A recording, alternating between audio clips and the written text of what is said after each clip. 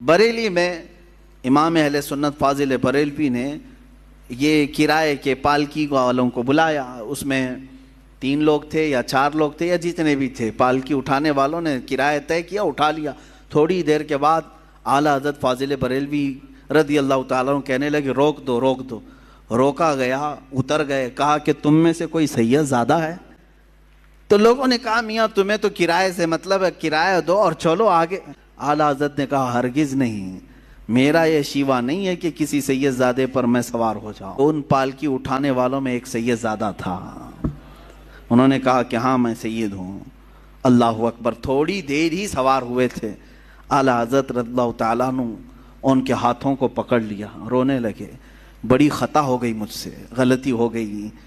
میں قیامت کے دن کیا منہ دکھاؤں گا رسول پاک کو کہ احمد رضا تو میرے بیٹے کے کندھے پر سوار ہوا تھا. اور رونے لگے. اس کے بعد اتنے ہی پر نہیں معافی مانگ کر, بلکہ اس سید زادے کو پالکی پر بٹھایا اور وقت کا مجدد خود پالکی اٹھایا اور آگے تک لے کر کے گئے اور ان کو بہت سارا نذرانہ اور ہدیہ پیش کیا اور کہا سید زادے آپ کے لیے زیب نہیں دیتا کہ آپ لوگوں کا بوجھ اٹھائیں. میں جب تک زندہ ہوں آپ کی حاجات جو بھی ہوں گی مجھ غریب خانے سے آپ لے جایا کریں. آپ کا ہی در دولت ہے, آپ کے آقا آپ کے نانا کا دیا ہوا ہے. اس سید زادے کو اس کام سے ہمیشہ کے لیے دور کر دیا. یہ امام اہل سنت فاضل بریلوی رضی اللہ تعالیٰ عنہ کا مشہور واقعہ ہے, بیان بھی کیا جاتا ہے کہ ان کی طرح عشق پیدا کرو خوشبو آ ہی جائے گی. پیدا کرو جو گلاب کو سونگھے تو بھی کہے لب پھول دہن پھول زکن پھول بدن پھول. واللہ جو مل جائے میرے گل کا پسینہ مانگے نہ کبھی عطر نہ پھر چاہے دلہن پھول. کیا بات رضا اس چمنستان کرم کی, زہرا ہے کلی جس میں حسین و حسن پھول. ہاں بدبو رکھے ہو اور دل میں بغض اور کوڑھن ہو تو پھر یہ تمام اعتراضات بھی تمہارے دل سے سینے سے نکل کر کے زبان پر آتے رہیں گے. بہرحال عزیزان گرامی, رسول پاک صلی اللہ تعالیٰ علیہ وسلم حسنین کریمین کو سونگھا کرتے تھے اور کہا کرتے تھے, فرمایا کرتے کہ یہ جنت کے پھولوں میں سے کچھ پھول ہیں. رسول پاک صلی اللہ تعالیٰ علیہ وسلم کا گھرانہ آج بھی جو سادات ہیں ان کا احترام کیا جائے, ان کا ادب کیا جائے. عام لوگوں کی طرح ان کے ساتھ برتاؤ نہ کریں. رسول پاک صلی اللہ تعالیٰ علیہ وسلم کے گھر کے نسبتوں کا خیال ضرور رکھا جائے. جانتے ہیں کتنی بڑی وعید بھی آئی ہے جو ان کے ساتھ برا کرتا. ایک خاتون, بڑی کتابوں میں لکھا ہوا, ایک خاتون جو رسول پاک صلی اللہ علیہ وسلم کے خاندان سے تھیں, وہ بڑی پریشان ہو گئیں. ان کے شوہر کا انتقال ہو گیا بچوں کو لے کر کے, چھوٹی چھوٹی بچیاں تھیں. ایک شہر میں آئیں. شہر میں ایک بہت بڑے رئیس تھے, وہ مسلمان. اس کے گھر آئیں, اس سے کہا کہ میں نے اپنی بچیوں کو مسجد میں ٹھہرایا ہے اور میں رسول پاک صلی اللہ علیہ وسلم کے خاندان سے ہوں, میں حضور کی آل میں سے ہوں, میری کچھ مدد کر دو میری بچیوں کے لیے. اس رئیس زادے نے, اس امیر زادے نے کہا اچھا آپ مانگنے کا طریقہ ایسا بھی آ گیا, تم اگر آل رسول ہو تو کوئی ثبوت دے دو, کوئی پروف دے دو. تم حضور کی آل میں سے کہتی ہو, اپنے آپ کو کیا ثبوت ہے تمہارے پاس؟ وہ خاتون وہاں سے چلی گئی. اس کے پاس سے مدد کی کوئی امید نہیں تھی تو چلی گئی. اسی وقت وہ شام میں گزر رہی تھی, بھوک کی شدت تھی. ایک ایسے بوڑھے شخص کو دیکھا جس کے ارد گرد بہت سارے لوگ جمع تھے. پوچھا کون ہے؟ کہا یہ شہر کا ایک مجوسی ہے, آگ کا پجاری ہے, لیکن لوگوں کو دیتا بہت ہے, بانٹتا رہتا ہے. یہ خاتون وہاں گئی اور اس سے کہا, اپنا معاملہ بھی بتایا کہ میں حالات کی ماری ہوئی ہوں, پریشان ہوں, میری بچیاں مسجد میں ہیں اور میرا گھر سب ختم ہو چکا ہے. تو اس مجوسی شخص نے اتنا سنا تو فوراً اپنے گھر سے عورتوں کو بلوا کر کے کہا جاؤ اس خاتون کی بچیاں جو مسجد میں ٹھہری ہیں عزت سے انہیں لے آؤ, اپنے گھر میں مہمان بناؤ.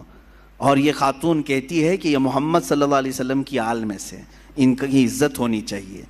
وہ تھا مسلمان نہیں تھا, عزت کیا, گھر میں ٹھہرایا اور خاتون کو اپنے گھر مہمان بنایا, ان کی خاطر تواضع کی. اب سنیں, رات ہو گئی.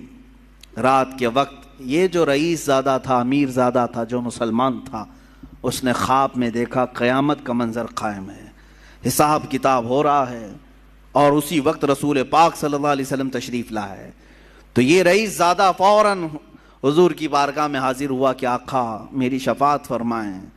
حضور پاک صلی اللہ علیہ وسلم نے فرمایا کیوں شفاعت کی جائے؟ کہا کہ آقا میں آپ کا امتی ہوں، آپ کا چاہنے والا ہوں. میرے آقا نے فرمایا کیا ثبوت ہے تمہارے پاس؟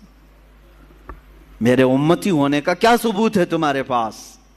وہاں کیا پیش کرتا؟ پروف پوچھنے والے، دلیلیں پوچھنے والے.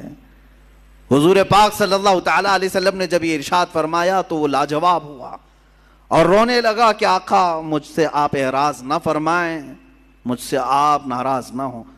میرے آقا صلی اللہ علیہ وسلم نے فرمایا آج میری ایک شہزادی تیرے گھر آئی تھی، تو نے اس سے اس کے نسب کا ثبوت پوچھا تھا، اس کی مدد نہیں کیا تھا. اتنا حضور پاک صلی اللہ علیہ وسلم جلال میں بیان کر رہے تھے کہ اس کی آنکھ کھل گئی، دھاڑے مار کر کے رونے لگا. اچھا ایک چیز یہ بھی اس نے دیکھا اسی خواب میں کہ میرے آقا صلی اللہ تعالیٰ علیہ وسلم اسے جنت کی طرف دکھا رہے ہیں. اس مجوسی آدمی کے نام پر جنت میں ایک محل تیار ہے، جس کے گھر وہ عورت ٹھہری ہوئی ہے. مجوسی آگ کا پجاری ہے لیکن اس کے نام پر جنت میں ایک محل ہے. تو یہ بیدار ہوا، بہت پریشان ہوا، اپنے مصاحبین کو بلایا، اپنے چاہنے والوں کو، اور کہا کہ یہ خاتون آئی تھی فلاں فلاں کہاں ٹھہری ہے، کیا یہ مجوسی اپنے گھر لے گیا ہے؟ سبوں نے تحقیق کی تو پتہ چلا ہاں اس مجوسی کے گھر ٹھہری. یہ دوڑا ہوا وہاں پہنچا، گیا اور اس مجوسی سے کہا کل رات جو خاتون تمہارے گھر آئی ہے برائے مہربانی اسے ہمارے گھر بھیج دو، وہ ہمارے مذہب سے ہے، ہمارے دین سے ہے، ہم اسے مہمان بنائیں گے. اس مجوسی نے کہا ایسا نہیں ہو سکتا. اس رئیس زادے نے کہا 1000 درہم میں تجھے تحفے میں دیتا ہوں، قبول کر لے.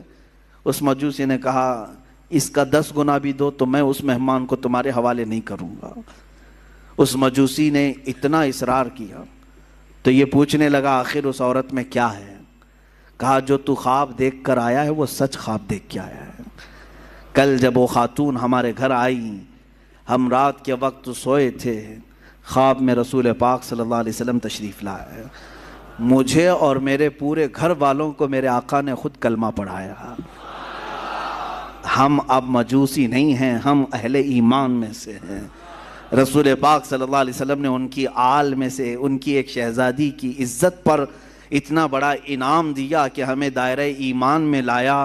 اور پھر میرے آقا نے اشارہ کر کے بتایا کہ اے فلاں کل تو اٹھے گا تو جنت میں مولا تیرے لیے فلاں محل تیار رکھے گا. میرے آقا کی یہ بشارت میں نے سنی اور تجھے پھٹکارتے ہوئے بھی میں نے خواب میں سنا. تو نے جو دیکھا وہ سچ دیکھا ہے. عزیزان گرامی وقار وہ روتے گڑ گڑاتے واپس چلا آیا.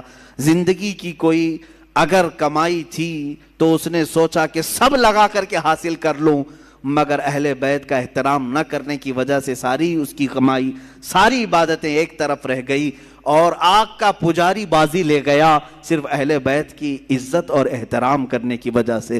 آج میں اس واقعے سے اتنا ضرور عرض کروں گا کہ اہل بیت میں سے جو کوئی بھی ہوں وہ اگر خستہ حال نظر آتے ہیں، اگر پٹے پرانے کپڑوں میں ہیں، وہ حالات اور گردش حالات کے پیش نظر ان کی کمائی اور ان کے فلاں چیزوں پر اگر کوئی اثر پڑ بھی گیا ہو تو میرے عزیزو ہرگز یہ مت سمجھنا کہ یہ بکھرے ہوئے لوگ ہیں، ٹوٹے ہوئے لوگ ہیں. نہیں، بلکہ رسول اللہ سے اگر ان کا رشتہ ہے تو وہ ہمارے سروں کے تاج ہیں.